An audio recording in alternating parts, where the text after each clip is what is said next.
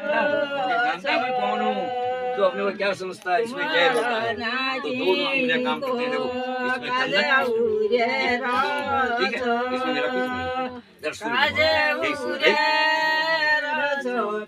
मैं गणेश पूजा में बैठा हूँ, मेरी शादी करना है। सूर्य जैसी रोशनी आपकी है, वैसे कल भी मेहमानों से लेकर कल दिन में ऐसी रोशनी देना मुझे। हाँ, अपनी रोशनी मुझे देती रहना, मेरे संबंध में मेरा साथ सहयोग देना।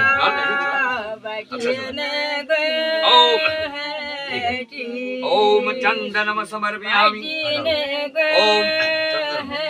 ओम तिलकम समर्पयामि, तिलक